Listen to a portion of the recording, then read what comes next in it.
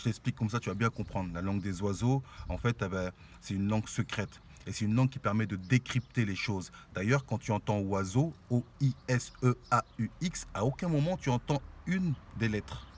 Mais par contre, tu entends oiseau. Oa, c'est le verbe ouïr, à l'impératif du présent, qui veut dire entend. Première, deuxième personne de l'impératif du présent.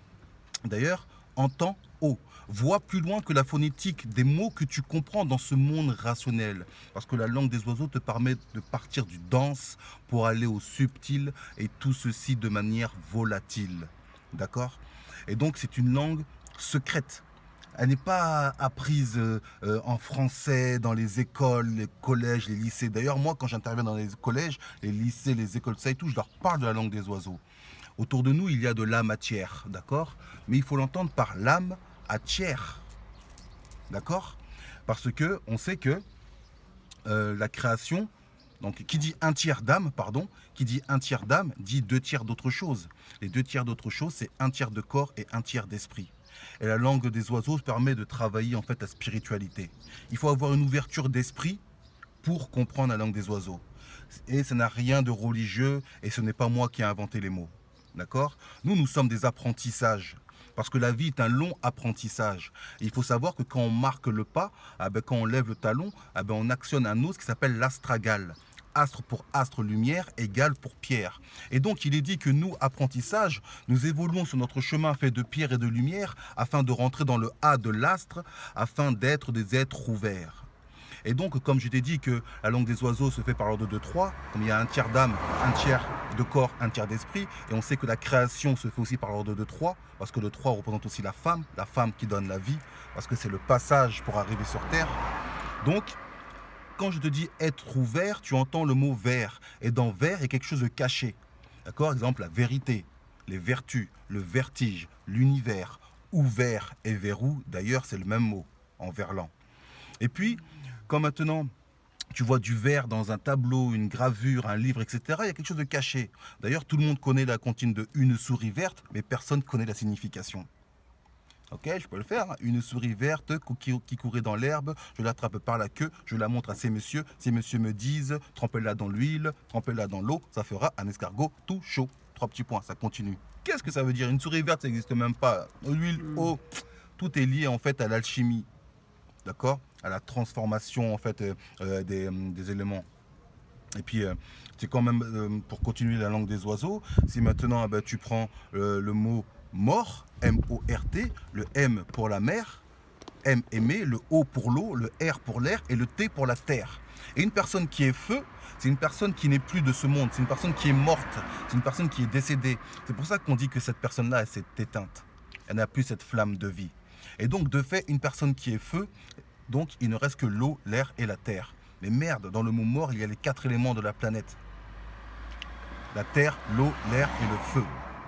D'accord? Si maintenant après on continue comme ça, moi je le prends en tant qu'artiste poète sur le côté phonétique. Et vu que en fait, je kiffe en fait les mots, je le prends aussi pour un développement spirituel. Comme j'ai dit, il faut avoir une ouverture d'esprit pour comprendre en fait le sens caché. Parce qu'il y a du secret. Et d'ailleurs, dans le secret, c'est là où se créent les choses. D'accord? Exemple, si je te dis la vie est méchante, tu vas me dire, mais Pamphile, pourquoi tu me dis la vie est méchante? Non, c'est la vie, plus loin le verbe aimer, et plus loin le verbe chante. Donc la vie aimée chante. Et si je te dis le monde dangereux, c'est pas le monde dangereux, c'est le monde d'ange heureux. Tu vois, il y en a beaucoup qui comprennent ça, ils disent oui, maladie, la maladie, c'est le maladie. Oui, mais moi je te dis aussi que guérir, c'est être gai et rire. Et si je te dis carpe diem, cueille le jour, carpe diem, car la paix diem. Et donc de fait, moi, j'ai associé ça dans ma poésie, et même je l'utilisais des fois sans m'en rendre compte. Et donc de fait, vu que j'aime bien la langue de Molière, et que j'ai plus la langue des oiseaux, de fait, se crée la langue de Volière, de BSF. Et ma langue de Volière, en fait, elle est liée aussi à des punchlines. Quand je dis mieux vaut être pour paraître que paraître pour être, c'est la langue de Molière. Si je te dis l'amiral quand on le mène en bateau, c'est la langue de Volière. L'ami râle, l'amiral quand on le mène en bateau. Mais l'amiral quand on le mène en bateau, amiral bateau. Tu vois? Et si je te dis que la justice retrouvera ses lettres de noblesse quand la police aura le bon caractère? Ça, c'est une punchline. Si je te dis que le vide ne fait pas le poids face à sa tare, ça, c'est une punchline. Si je te dis que jadis, nous étions serrés comme des tresses, maintenant on part en vrille comme des locks, ça, c'est une punchline. Tu vois? Etc., etc. Et donc, je joue avec les mots. Je joue avec les flots. D'où la langue de Volière, parce qu'il y a quelque chose qui est lié à la spiritualité, et surtout pour l'éveil de la personne, et surtout pour la poésie. Mettre en avant la langue française, comme tu as entendu dans mon intro, il y a des mots morts dans, dans ma langue vivante, a-t-elle tort de les loger? Il y a des mots qu'on n'utilise plus. Et on sait que on parle de langue vivante, mais il y a les mots morts, tu vois, ce paradoxe.